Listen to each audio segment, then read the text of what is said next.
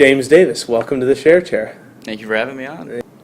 James used to be Jamie until just a little bit ago, right? Yeah. But you decided you wanted to sort of like, I don't know. What was at the core of saying I want to be James, not Jamie? Well, when I would do applying for the Home Depot, I just more mature things, getting older, going to college and stuff. I had to write my full given name so many times that I just thought, well, my given name is James, and Jamie kind of sounds a little childish at this point, so decided to do the name change of James. So where do you work? Where are you employed? Well, currently I'm unemployed. I quit my job at the Home Depot for track because I wanted to try it, just have one more sport before I leave, and so I'm doing track for the first time. Got to get my physical in, and going to college at Ferris for business and marketing and political science.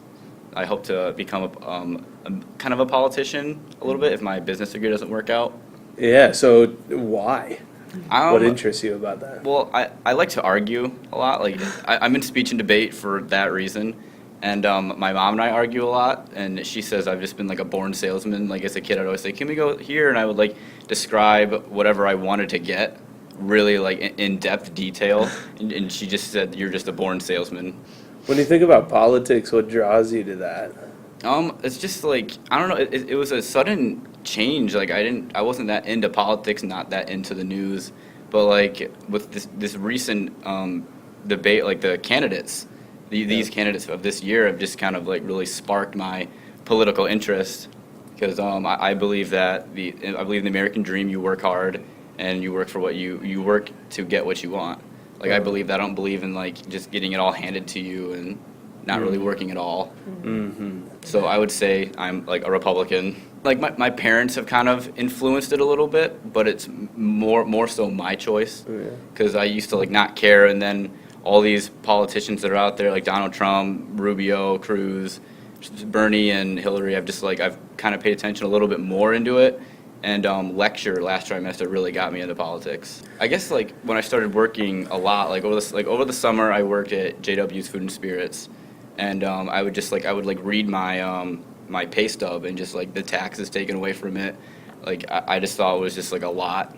Yeah. I mean, of course, for how much I made, like of course it was a lot. Like I only made like 100 a week. It wasn't bi-weekly. Yeah. And then at Home Depot, I would make like $1,000 a month, and I would like lose 21% of every paycheck, and it was just doing the math and just over the more like time, it was just ridiculous. Yeah. So I just thought like I just want to get into politics more and like figure this stuff out because I want to learn more about it. That's the debate, isn't it? That those taxes are going to make a better life for everybody, right? Yeah. Do you consider yourself a good like listener?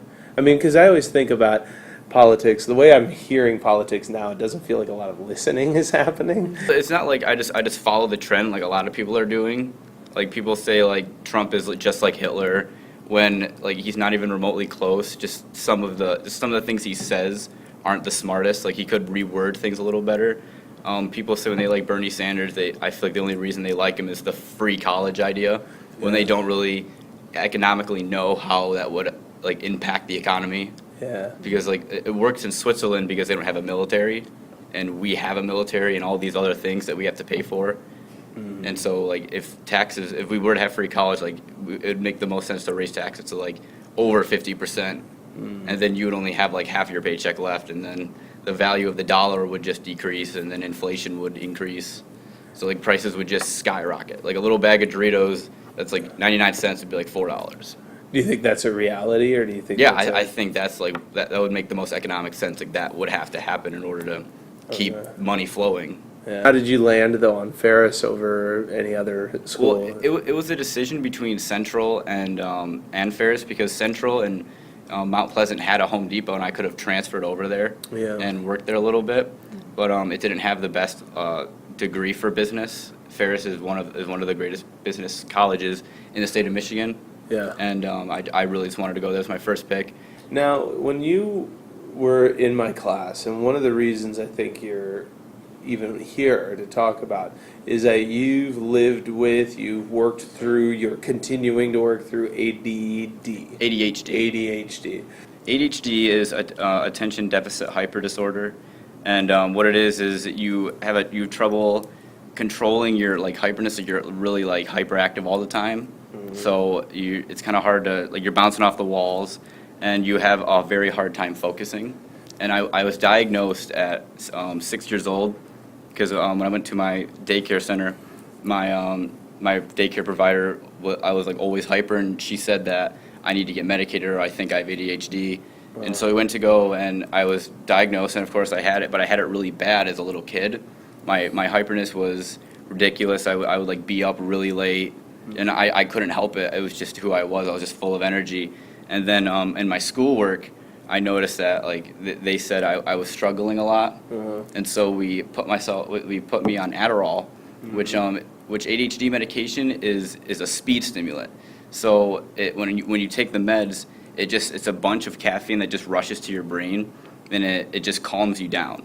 And that's with any caffeine. If it's like a Red Bull, a Monster, coffee, it's a speed stimulant. So whenever I drink that, it will calm me down, help me focus.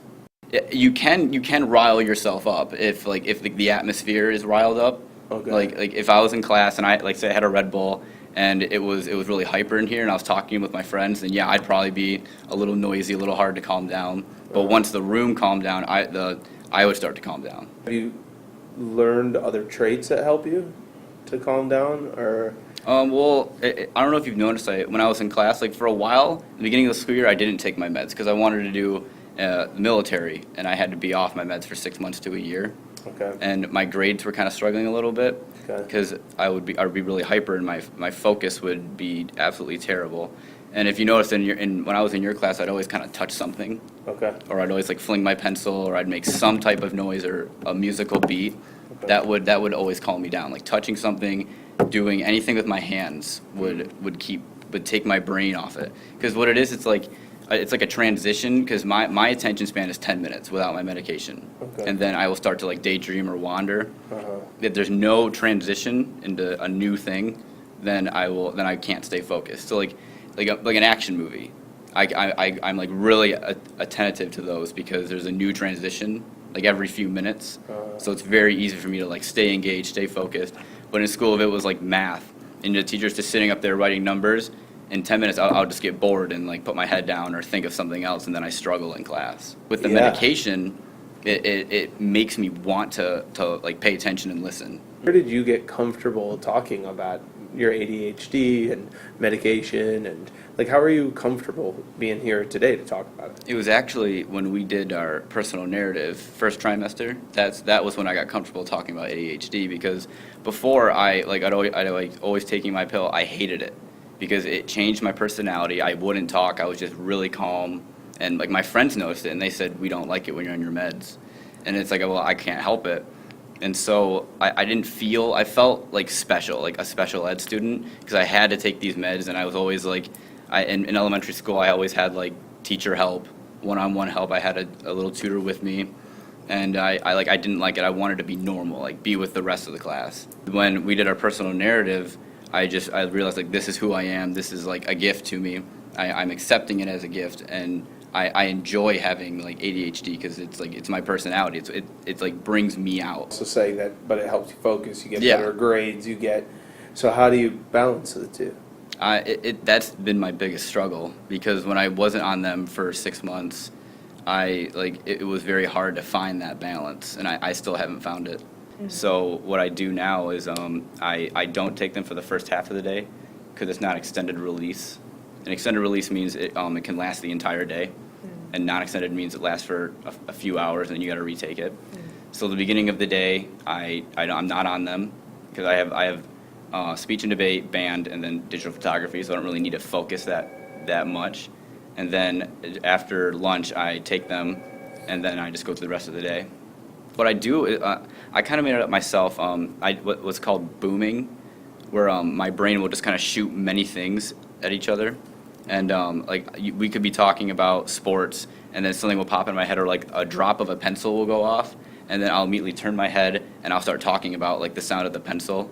If you had any advice for maybe people who might not know they have ADHD and this is sparking a thought in them that maybe they do, or people who do have ADHD and they're struggling with confidence or something like that, or people who are graduating high school, what would that advice be for them? the best thing for me to control my ADHD is just touching something, just anything, like just rubbing your legs, just calming yourself down, just anything to touch, like just make a beat or talk to somebody or just like go for a walk. Like I do those tiny little things, and it just calms me down, like deep breathing, or I'll draw sometimes, or I'll write. I enjoy writing when I like I start booming, because I'll think of so many things and I just write them all down, and then I can like compose a little story out of them. So that would be the best advice, is just find something that can just calm you down, put you in a happy place. Good luck, James. And thanks for being on the Share Chair. Yeah, no James. problem. James. Thanks All for right. having me. Bye. Thank you for listening to this episode of The Share Chair. Stay tuned next week for a new one. Also, check us out on Facebook and Twitter for regular updates at The Share Chair. And if you're interested in having a piece of your writing or an experience shared on the podcast, contact Elise McGannon at 203-505 at springlakestudents.org.